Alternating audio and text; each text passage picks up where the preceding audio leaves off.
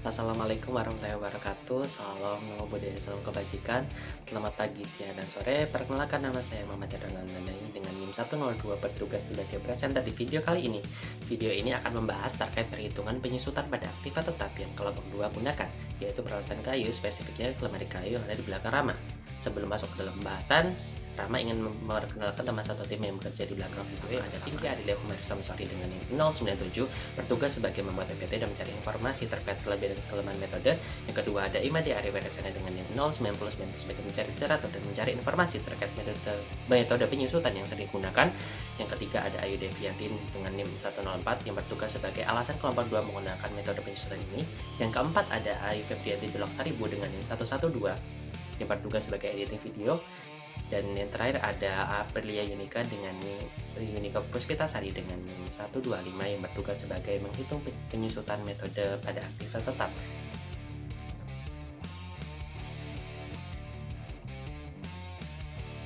Nah, pengertian metode garis lurus merupakan metode penyusutan aset tetap yang memberikan manfaat yang sama untuk setiap periode selama masa manfaat aset yang bersangkutan, dan juga pembebanan aset tidak terpengaruhi oleh proses produksi atau efisiensi aset.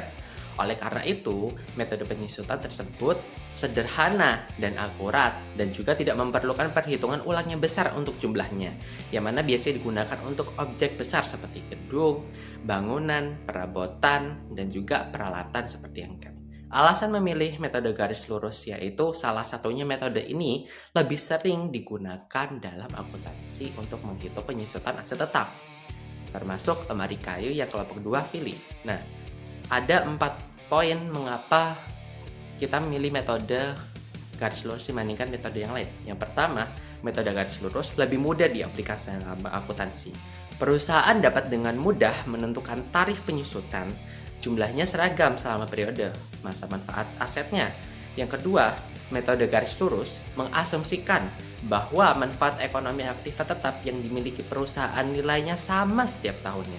Dengan kata lain, nilai lemari kayu akan mengalami penurunan fungsi pada kegunaannya dengan jumlah yang sama setiap periodenya. Yang ketiga, metode ini menganggap biaya pemeliharaan dan perbaikan lemari kayu tetap sama setiap tahunnya. Ini memudahkan perusahaan dalam mengestimasi dan mengalokasi anggaran untuk pemeliharaan dan juga perbaikan tadi.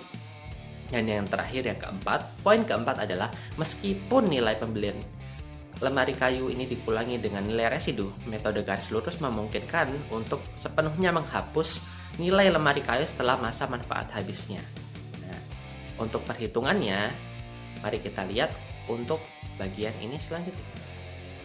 Nah, sebelum masuk ke perhitungan, kita harus merujuk pada PMK nomor 72 tahun 2023 tentang penyusutan harta berwujud dan atau amortisasi harta tak berwujud.